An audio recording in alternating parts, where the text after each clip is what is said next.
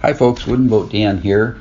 Just wanted to give you a heads up. The podcast you're about to listen to was recorded several years ago, so some of the phone numbers, email addresses, website links, and time-sensitive information are no longer valid. Please keep that in mind as you listen. If you'd like to contact me, my email address is woodenboatdan@gmail.com. Thank you and enjoy the podcast. Welcome to Hooked on Wooden Boats weekly podcast, episode number 104.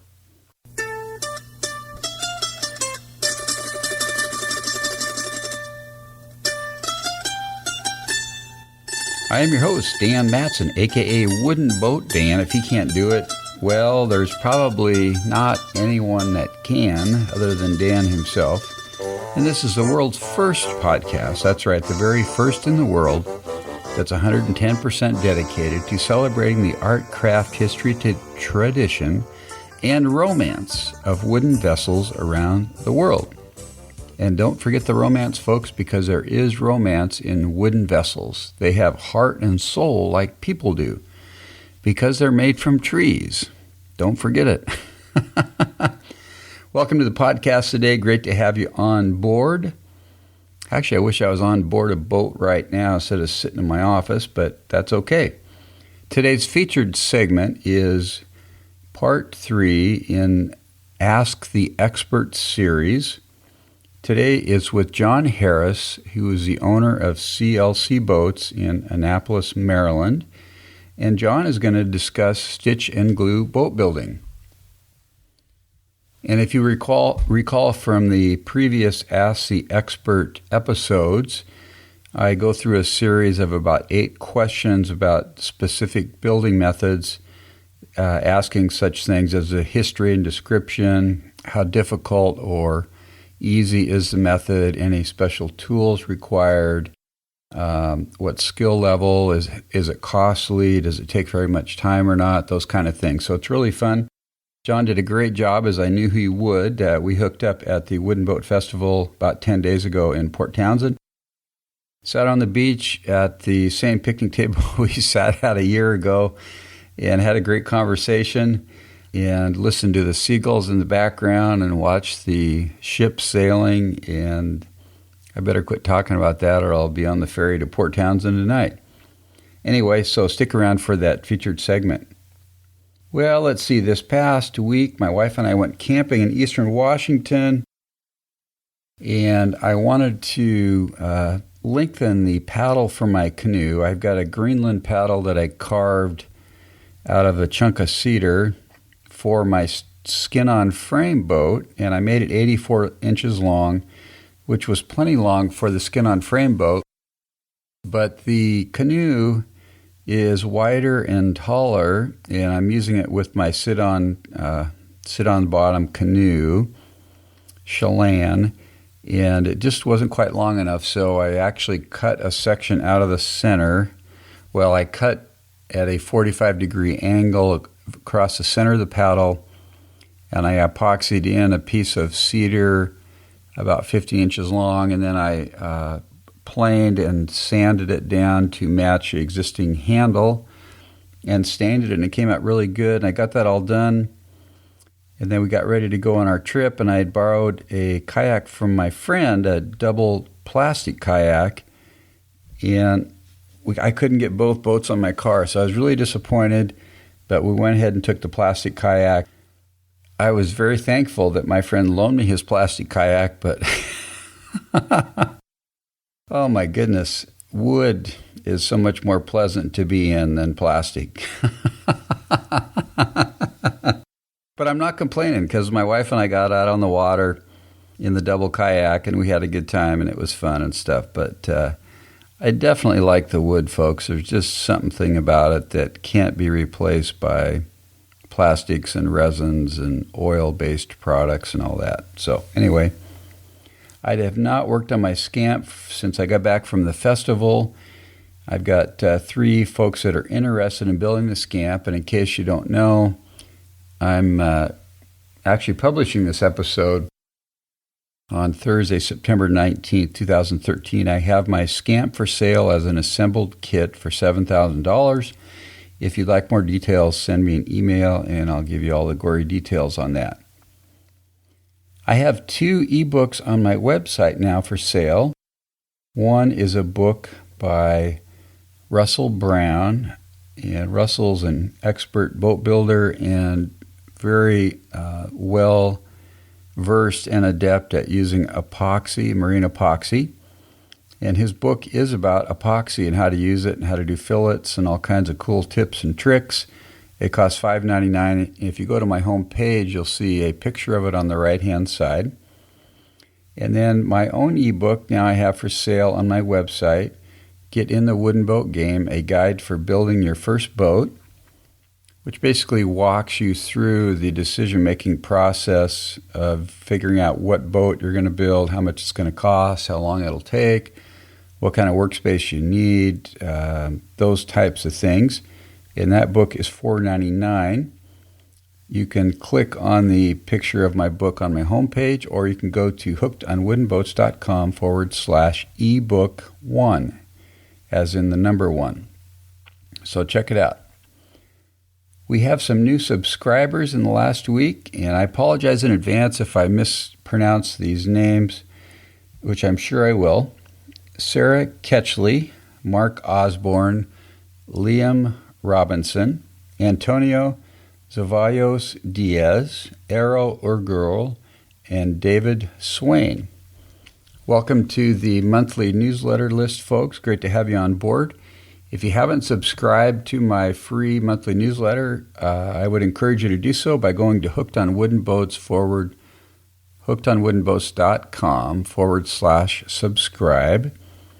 And you'll receive my monthly newsletter, which goes out around the middle of the month, which reminds me it's almost the middle of the month right now. In fact, it is, and I got to get a newsletter out this week.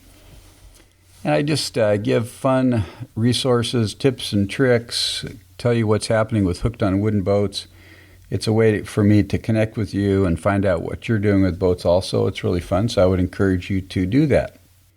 Next up, I would like to play a voicemail feedback message from Luis Piazze from Rio de Janeiro, Brazil. Take it away, Luis. Hello, Dan. My name is Luis Piazze. Greetings from Rio, Brazil. I'm one of the millions hooked on wooden boats around this small blue planet. Great idea you have there, and well done. I will be hooked onto it looking for the ongoing episodes. Fair winds and long life. Thanks for those kind words, Luis. I love fair winds and long life. That's awesome. And I'm glad you found the podcast. And if you want to check out Luis's website, it's LuisPeaze.com. And Luis builds wooden boats in Rio. And I believe he builds Herrschaft style boats, Herrschaft 12 boats. So check out his website if you get a chance. And thanks again, Luis, for that kind message. And if you'd like to leave a voicemail feedback for me, you can do so by going to hookedonwoodenboats.com/voice message. Okay, we're going to move on to upcoming events.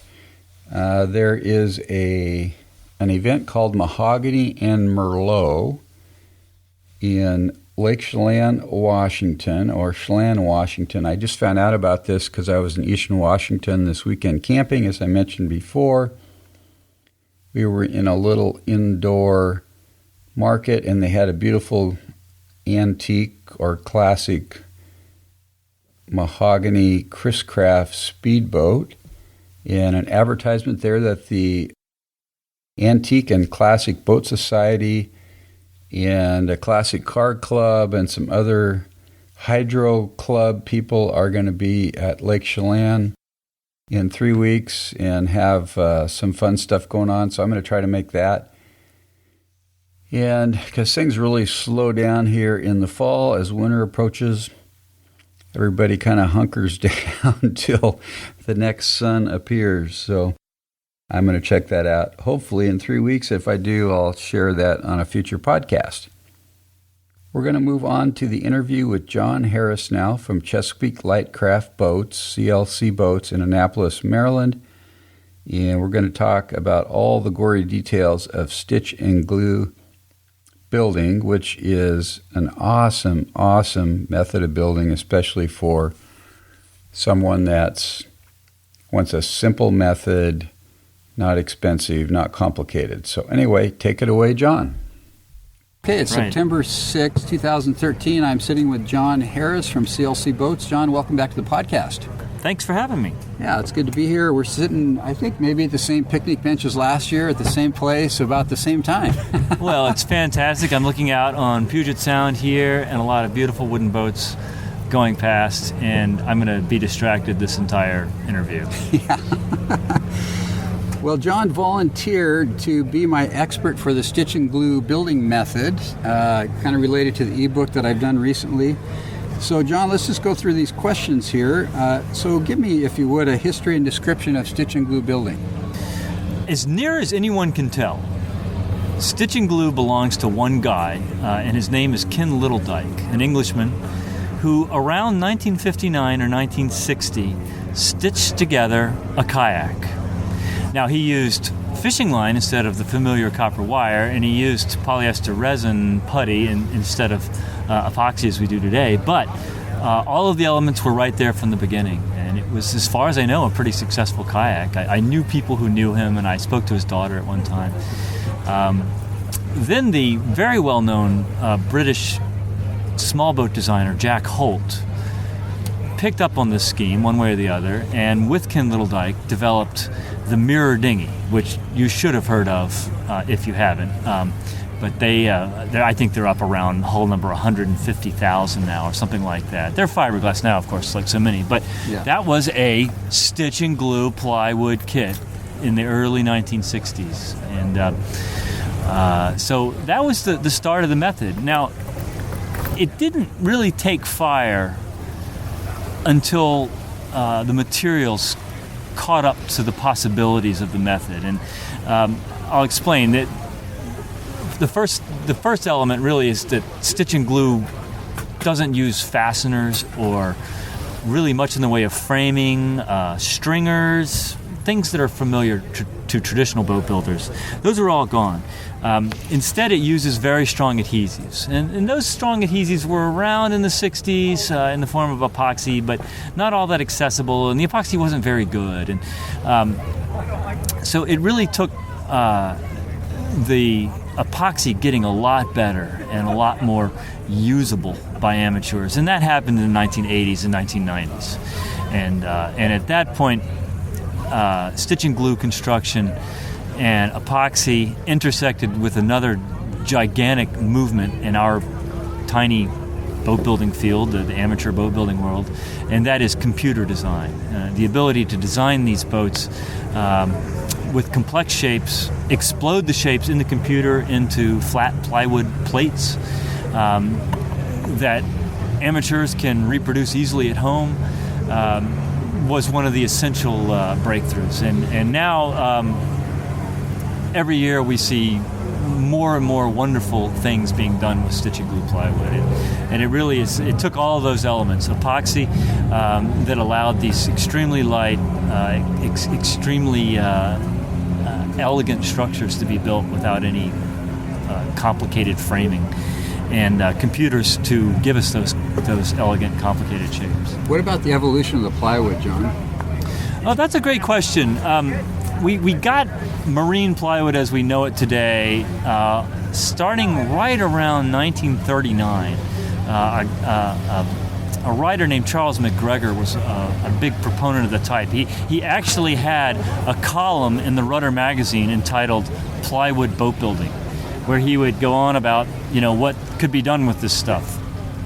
And it was a big deal at the time. World War II helped a lot too, because they were making PT boats, right, out of plywood, and the plywood had to be very, very good. And so again, that's really a story of adhesives. They figured out these at first heat activated, but I guess they called it casein glue at the time. What we know is resorcinol glue, really.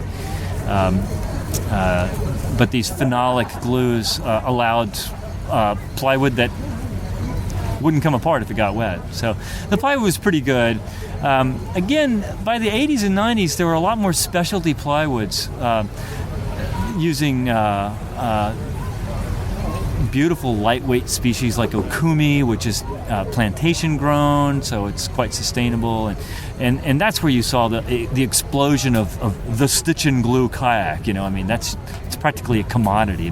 Who knows how many tens of thousands of those have been made by Chesapeake Lightcraft and others. Over the When years. did British Standard 1088 come along, or 1065? I have no idea. Okay. That's something that probably dates back to the 50s or 60s, and it used to really mean something, but it doesn't anymore, unfortunately. Anybody can go out and get a rubber stamp made and stamp their plywood 1088 and advertise it as such. Yeah. And we're seeing a lot of imported plywood from certain Asian countries that is stamped BS 1088 that just comes to pieces. I've had several friends involved in big projects that became insurance write-offs because the supposedly BS 1088 plywood turned out to be bogus. Wow. And so, I know one was a $125,000 boat. Oh, that no. was Too bad. that was a total write-off. So, Yeah. so what to do? The only thing you can do now is shop plywood by reputation and look for the brands that are known for great quality. Or buy through a company like yourself that Right. You Well, get the stuff so take Chesapeake Lightcraft for example. Yeah. We go through 10,000 sheets of plywood a year or something like that. Wow. And so, here's the way we look at it. The worst thing we could possibly do is use cheap plywood, because the cost of one of our customers' boats coming to pieces would be astronomical. Not only outright because we would have to make good on it, but to our reputation. So we basically buy the most expensive plywood we can, and the best plywood we can. Does yours come from Europe, John? Yes, ours comes from the French mill HOWB, which is pretty well known. Yeah. And so we buy enough of it, bless them, that they more or less custom make it for us. To our peculiar specifications and quality specs. They don't like making the thin plywood for the kayaks and stuff. 4 millimeter. Yeah, 3 millimeter and 4 millimeter plywood, and because it uses up so many face veneers, right? Oh. So you've got two good face veneers, but you can only charge so much for 4 millimeter plywood. On a sheet of 3/4 inch thick plywood, 18 millimeter, you've got the same two face veneers, but you can charge a great deal more for it. So, so that's a challenge for us. But getting the great plywood, that's made a huge difference in what we can do with the stitch and glue technology. So, John, for those listening, briefly describe what stitch and glue is. Right. Yeah, this may all sound like gibberish, the whole stitch and glue thing. So, stitch and glue, it's just what it sounds like. You start with prefabricated parts, prefabricated plywood parts that are laid out flat, like it's like peeling a banana, and you lay the banana peels out flat, right? And you join these parts up along their edges with little copper wire stitches. You can use steel wire too, that's fine. But it's wire stitches that hold the panels together along their seams. And right before your eyes, sometimes in a single day or less, sometimes just a couple hours, you're looking at an assembled boat. It's amazing. Dan, I know you've been through this, so it's pretty cool. It's instant gratification. It's magical. It really is something. Yeah. I tell you what. I never get tired of seeing the boats come together that These fast. flat parts become a 3D right, shape. and there's no mold because the parts are forming their shape because of their no strong carefully. back, no strong back, nothing to throw away. Right. So no frames. So this is great. So they go together, but now you have this boat that's held together with wire. It's about as flimsy as a basket, and it certainly wouldn't hold water. So next comes the glue part of stitch and glue, and that would involve epoxy, which is applied to the seams of the boat and allowed to cure overnight. And now you have a watertight and very strong boat. Depends on the method. Most people take the wires out at this stage and continue adding reinforcement to the hull in the form of fiberglass, either a sheathing over the entire boat or strategic sections of fiberglass, depending on the type of boat and how strong it needs to be and how light it is. And you embed the fiberglass with epoxy. Right, we're using epoxy these days. People ask me, can I use polyester resin? It's a third the price of epoxy. Well, no.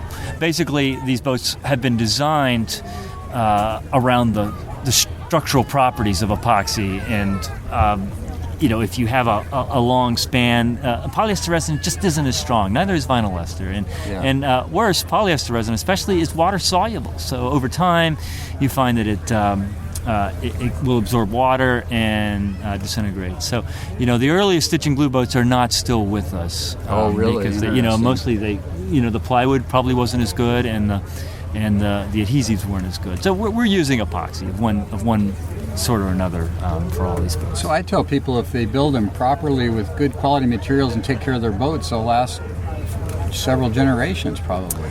Well, we don't know. I mean, the oldest wood epoxy composite boats are from the 1970s, and they're still at 100% in 2013. So as far as we know, this is a forever way to build a boat. I mean, you have to take care of it.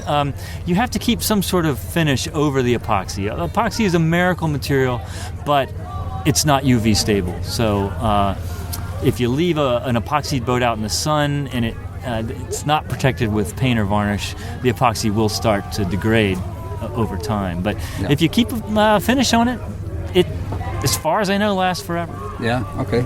John, what level of skill would you say is required to build a stitch and glue boat?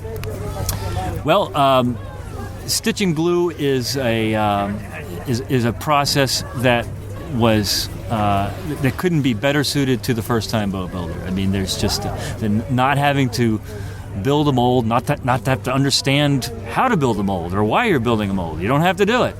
You just take the parts out, kind of like those old snap-together airplane model kits from back in the day, and you start assembling the parts. And so within that realm, I mean, there are all kinds of stitch and glue boats. We've got boats that are for the absolute rank beginner that have, there are 5 parts total, the sides, the bottom, the transom, and I don't know, a seat, and that's it.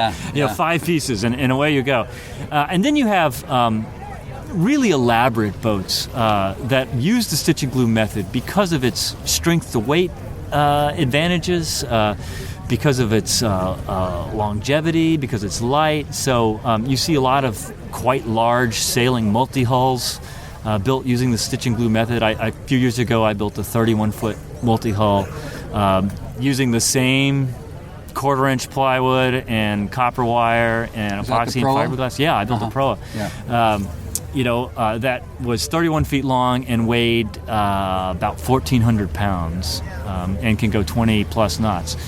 And that was, that's not a beginner's project. There was a lot more involved than just getting the parts out of the box and sticking them together. So there's all kinds of things that you can do. So it's probably one of the simplest, if not the simplest method of building stitch and glue. I have to say, short of lashing together a bunch of logs into a raft, stitch and glue is about the easiest way to build a boat. There's a lot of great videos and stuff on the web out there that explain the process. You can go to clcboats.com and check out both visual tutorials and video tutorials about how it works. Okay. John, are there any special tools, equipment, or materials needed? Well, here's the first thing you need, and this is one that people overlook. You need a workspace that's at room temperature. We bang on about how wonderful epoxy is, but it doesn't work at cold temperatures. The various manufacturers make various claims, but frankly, the chemistry just seems to quit once you get down much under 60 degrees Fahrenheit.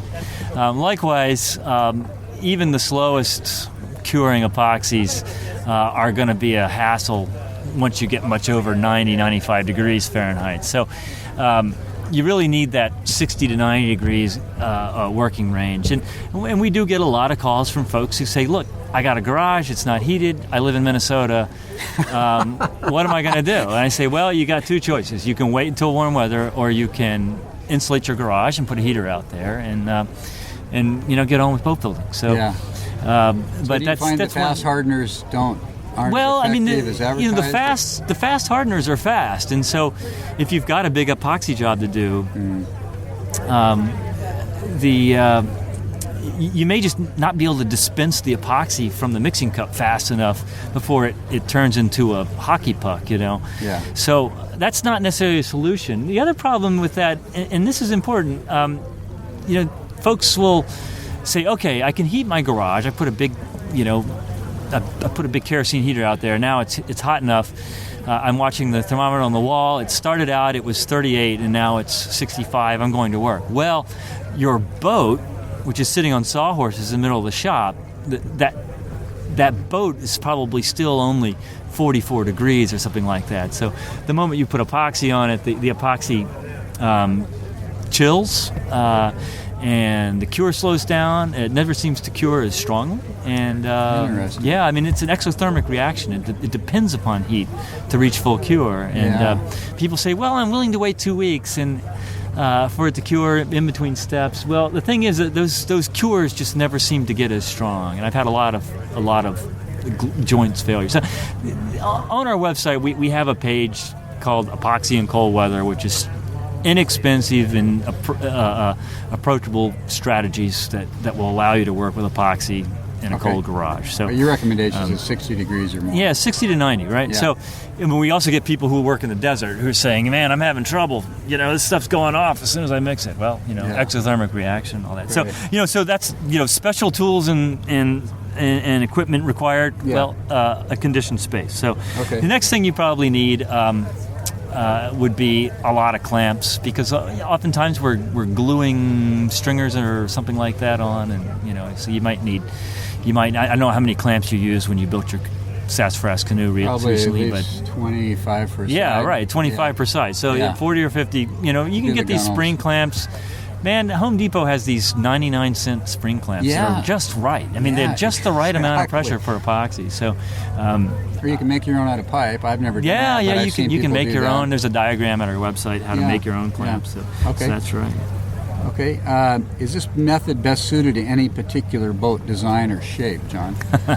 Well, you see every kind of boat out there done with stitch and glue. But I have to say that it must be kayaks. I mean, because just think of how many stitch and glue kayaks you've seen in your life. I mean, I feel like just about everybody has built a stitch and glue kayak sometime, somewhere, So, I mean, and there's a good reason for it. If you look at the Smithsonian's collection of traditional Inuit kayaks, there are these single-chined, flat-paneled boats. They're made from sealskin, stretched over stringers, but you can take thin plywood and replicate that shape exactly. So you get all the performance of the indigenous, highly evolved kayaks in a really, really easy to build plywood and epoxy package. So that's especially well suited. Small skiffs and things work well too. The one thing that you have to watch with stitch and glue is that for all of its accessibility, it's not necessarily the cheapest way to build a boat. I mean, the cheapest way to build a boat is probably some pine lumber that's been nailed together, right, with galvanized nails, and no adhesive at all. Traditional methods, right? Yeah.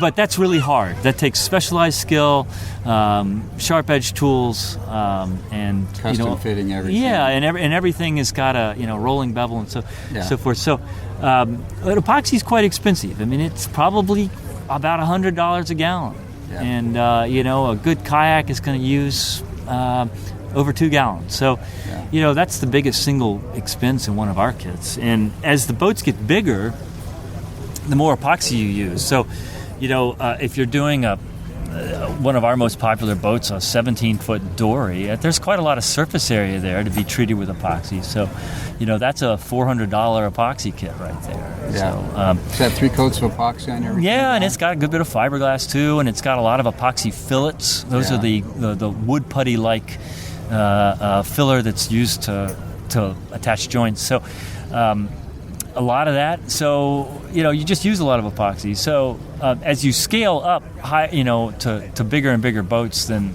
you'll find that it's a more costly way to do it. Yeah. And then you've got supplies that go along with that you basically throw away after you use them. Well, that's true. I mean, Brushes epoxy, you can't clean brushes, really. Yeah. I mean, realistically, you can't. I mean, you could if you used enough solvent, but you can use a half gallon of solvent. So to clean up after an epoxy job. So really, you use disposable brushes and you use plastic spreaders and mixing cups and all this that really get one use, and then away they go. So, that's a consideration, but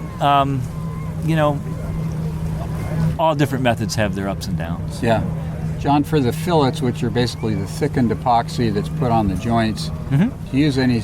Do you like a special thickener? Do you use wood flour? Do you use low density, high density, colloidal silica? Yeah. What do you combination? There's all kinds of stuff out there as far as what's good and what's not. Well, we like wood flour for the reason that boat builders like a lot of things, and that's because it's cheap. We use generic wood flour that. It actually comes out of the bread making industry, believe it or not. People are always surprised by this. Yeah, they use it as a bulk additive in like Wonder Bread. So think about that next time you eat some cheap bread. But and it tastes just like flour, as a matter of fact, and it's the same consistency. But it makes a perfect and really very high strength epoxy fillet. That's fillet fillet. Yeah. Not fillets and fish fillet. Yeah. But, so a fillet. So we use wood flour. Our trick is we use about 90% wood flour and about 10% silica by volume. The silica just smooths out that mixture to make an easier to spread. Is easier to sand putty. Too, No, it's very hard to sand. Yeah. Wood flour, silica is very hard to sand. Yeah. If you want a body putty like Bondo, then you buy what are called microballoons, which are just tiny microscopic spheres of phenolic resin that it's mostly air. So you're basically mixing air into the epoxy, and then it's kind of foamy, and so it sands easy. Okay.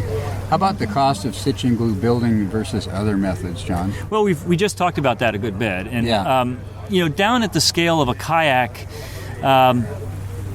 The only thing cheaper than a stitch and glue kayak would be maybe a skin-on frame kayak, which maybe costs less than half, because you don't have all the epoxy. So, but you do have to get the nice heat shrink Dacron or whatever it is you use. Right, and you got to build the framework. And you got to build the framework, a lot of lashing. So it's just a different approach. I love skin boats, by the way. So good chance to get a plug in for those. But that's probably about the cheapest way to build a boat. So I wouldn't say that stitch and glue is the cheapest way to go, but for very small boats, absolutely. Yeah. Okay. Very good.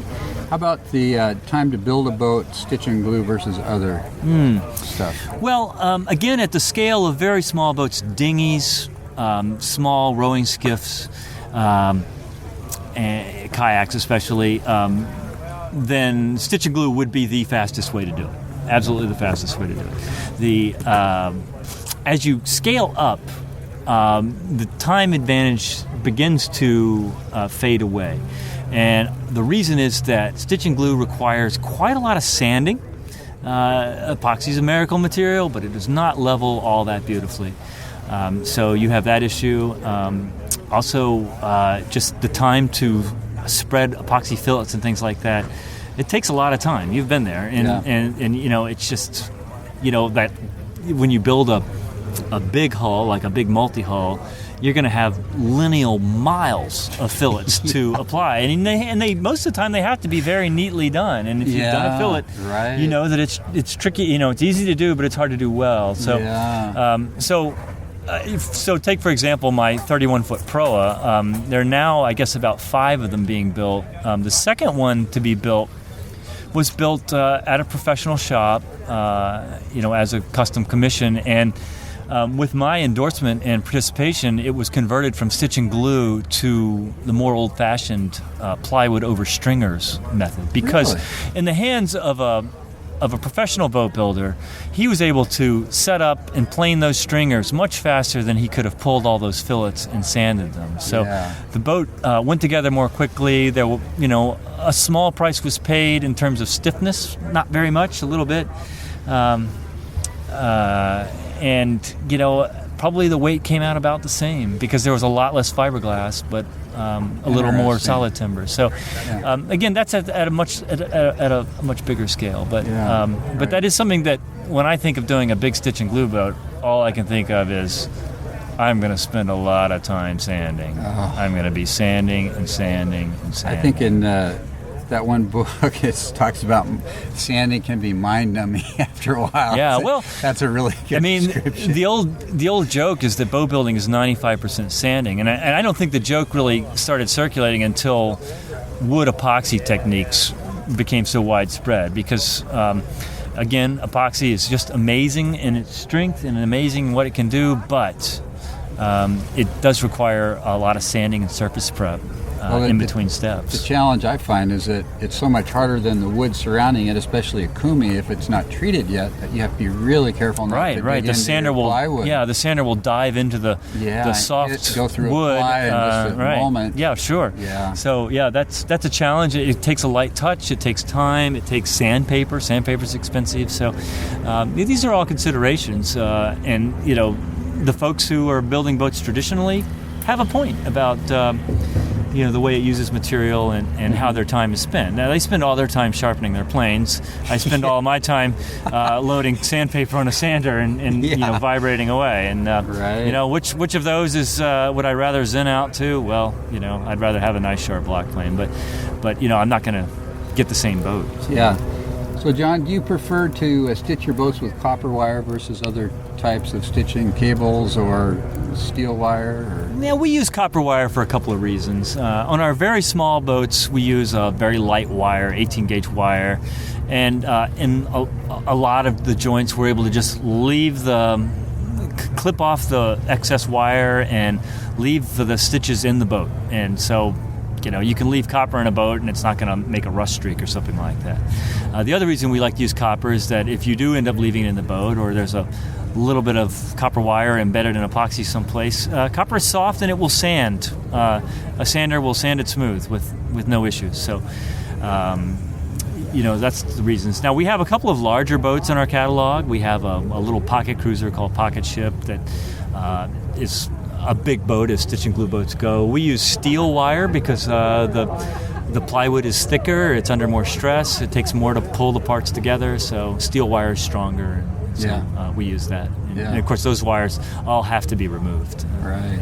And the steel is less expensive than the copper. Well, there's something to that. I mean, I guess, there's probably $15 worth of copper wire in the average kayak kit, but that's not nothing. $15. No, I was trying to save money when I built my canoe, so I used steel, but I found it was harder on my hands when I was hand twisting absolutely. things. Right. So I think I'd use copper next time. Spend it's $7. The workability is something to be said for that. Right. Of copper, sure. So, any tips or tricks for doing fillets, John? What are your favorite secrets? How do you get to Carnegie Hall?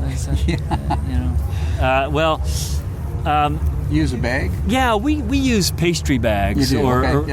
We literally will sometimes get pastry bags, but just think of the cake boss, decorating a cake, and instead of frosting it, we put the epoxy in the pastry bag, and that's a nice, neat way to dispense it and not get it all over the place. And then we work it with filleting tools. Oftentimes we don't have pastry bags, so we just use 1-gallon freezer bags and cut the corner off, and you're all set. Right. So that works fine, and that does cut down on the mess quite a lot. It takes a little more time and patience to do it that way, but you get much neater results. It was one of those weird little things. All my life I'd mix the epoxy, then realize I didn't have a fillet tool. And what I'm talking about is the radiused thing that looks like a giant popsicle stick that you use to create a smooth radius in a fillet in between two parts. And I would mix the epoxy, and the epoxy's kicking off, and I don't have a fillet tool, so I'm rushing around trying to find a scrap of plywood. So we started CNC machining fillet tools in bulk, and we make these little things that they have it's 6 fillet tools or something, you know, and you just break them off a little. You guys sell them on your tree. website? Yeah, we've got them on our website, and we use them in all of our boat building classes, and so they have all kinds of different shape profiles and so on, which makes it very handy. Those are made out of plywood. They're made out of plywood, right? Yeah. So thin plywood, which is what you need to get nice, neat results. So it's 4 millimeter. And usually it's 3 or 4 millimeter. Yeah. Okay. And other tricks we use sometimes if you're an organized person, and I'm not necessarily, but if you're organized and thoughtful about your time, you can apply the epoxy fillets, get them as close as you can, let them gel for 2 hours at average temperature. Then you can come back and smooth the fillets using denatured alcohol and your gloved finger. And that's an old pro trick. I don't know who invented it, but it's been around forever. And you could smooth out fillets and make them look perfect and not need any sanding. Really? Yeah, it's great. It's a great way to do it. But you have to kind of. You can't start at midnight. That's right. Well, I mean, that's what happens to me sometimes. I finish the filleting job at 5, and I got to go pick the kid up at daycare. So, I'm not going to be back in 2 hours to do it. So timing is everything with so many things. Any other tips or tricks or pros or cons about the method, John? We haven't talked about. No, I think we really kind of covered the waterfront here. Yeah. Okay. And I think that we're in the golden age of the stitch and glue boat right now. You can go online and just find the most wild and wonderful and whimsical stitch and glue designs now, thanks to computers, thanks to very high quality lightweight plywood, thanks to epoxy adhesives, and thanks to people who have been working on it for 30 and 40 years. The process has really become accessible, and there is absolutely no reason you can't have a stitch and glue boat that is not the equal in performance to any other method or design out there. Cool. Let's talk about CLC Boats for a minute, John. What's happened in the last year since we talked as far as new boats or things that are happening there? Chesapeake Lightcraft. Well, we're doing more classes than ever. I think we did 30 build-your-own boat classes last year. These are these one-week classes where you come, you start Monday morning, and Saturday at noon you take your own boat home with you. So we stand there and walk you through every single step of the way. We do this at classrooms all around the country. In Maine at the Wooden Boat School. In Annapolis at our facility, we have a dedicated classroom there that is heated and air conditioned. We have, a satellite shop in Connecticut, Connecticut Valley School of Woodworking. We have a classroom on Michigan's Upper Peninsula. The Great Lakes Boatbuilding School we provide all of their build-your-own curriculum for their summers, and they do 8 or 10 classes a summer, it seems like. And then right here at the Northwest Maritime Center in Port Townsend, Washington, we've had classes here for 4 years now, building all kinds of different boats. So we're looking at sites in California now, too. Very cool. Very cool. So classes are a big deal. Got a couple of new interesting boats. We have what we call the Expedition Wary. It's an ocean-going sliding seat boat. We have the Team Dory, which is a 5-man, 4-oared dory for clubs and Boy Scout troops and youth programs and training, rowing training programs, all sorts of things. That's coming out. Let's see here. We have a cool little multi-hull, stitch and glue multi-hull sailboat, a 15-footer that's going to be coming out this fall. Watch for that. Is that a catamaran, John? It's actually a tacking outrigger. It's a single outrigger. So, okay. So 2 hulls. It's not a proa. Proas can exchange bow for stern when they tack. An outrigger always has a dedicated bow and stern. So, okay. That ought to be really a lot of fun. What else have we got? We've got a whole bunch of interesting new kayaks. We've got the Nick Shada's Petrel, kayak as a stitch and glue boat. That one's really worth checking out on our website. That was one, when I'm thinking about some of the really whimsical and wonderful design that's being done these days in stitch and glue, that's one that comes to mind immediately. And you really have to see the photos to see what I'm talking about. But all kinds of organic, elaborate shapes rendered in plywood, inaccessible. There's also the Petrel's smaller cousin, the Petrel Play, which is a boat for just goofing around in. It's a little bit shorter, 14.6 I think, and good for surfing, waves, paddleboards. We're doing paddleboards. Those are really popular. Yeah, it's really quite the thing right now. So lots of paddleboards. And what about your fairing? Well, we did an unusual custom project this year. It was a 22-foot, 6-inch double-ended Lapstrake Norwegian-style boat. I guess it's based on a hull shape called a fairing, which was an inshore Nordic fishing boat that looks like a Viking ship, basically. Imagine a Viking ship. It looks kind of like that. Yeah. Very functional. They're lightweight and easy to row, and they sail beautifully. So we had a guy who wanted one that he could row or sail, and it had to have an enclosed cabin, all in the same boat.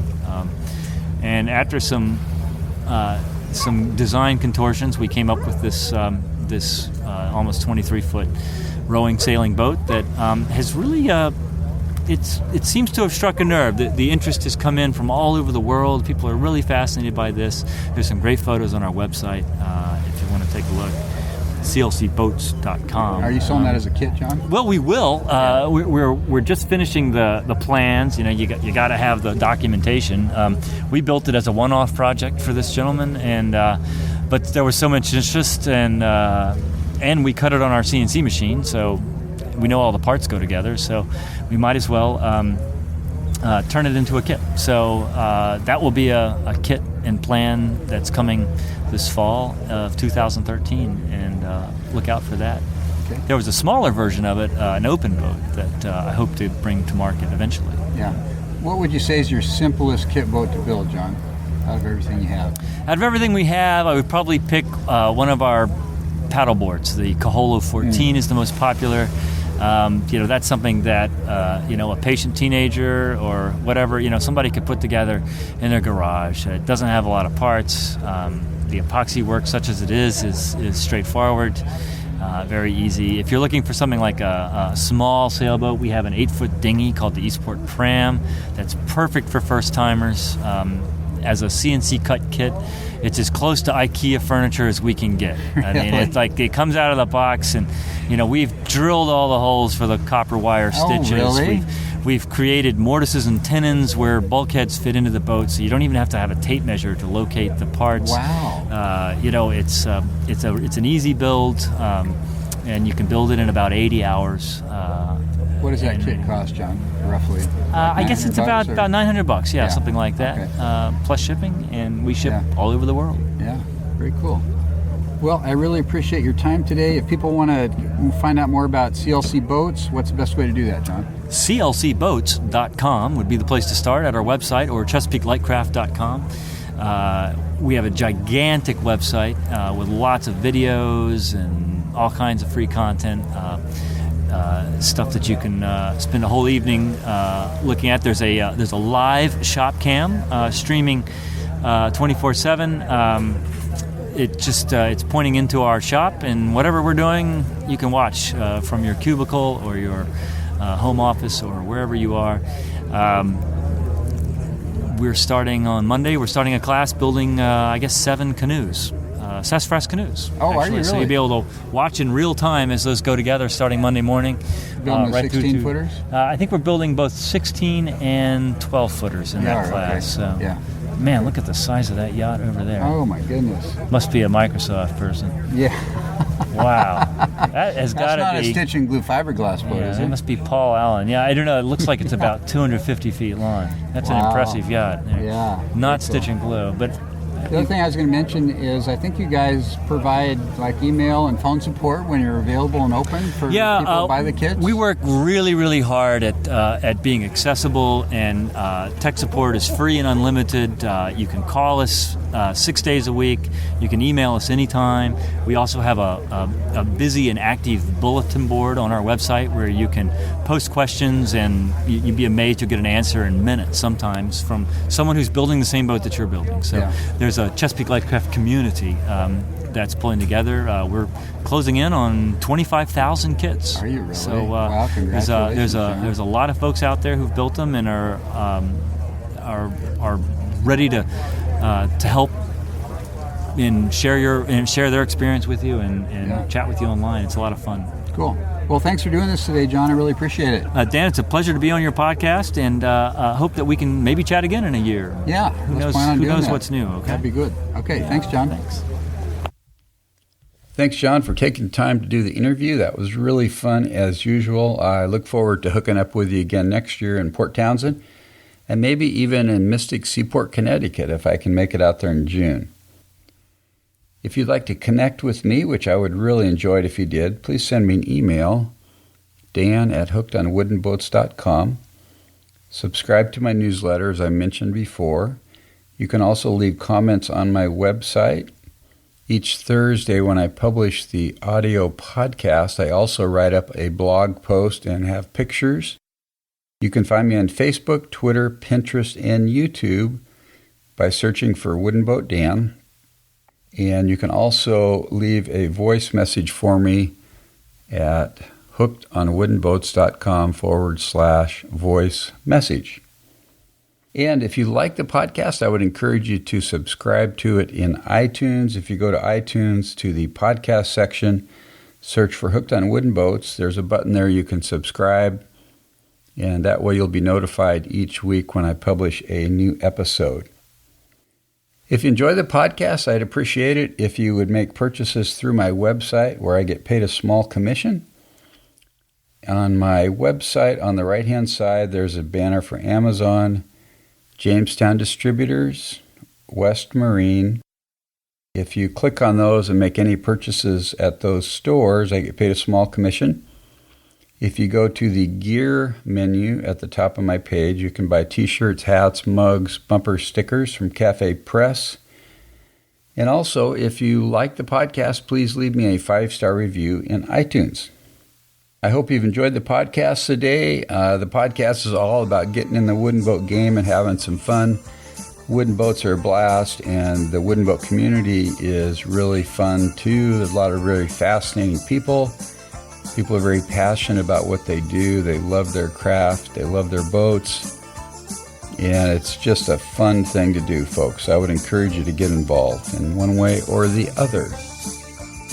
Keep the bright side up and the barnacled side down. Wooden Boat Dan over and out. God bless. We'll talk again next week.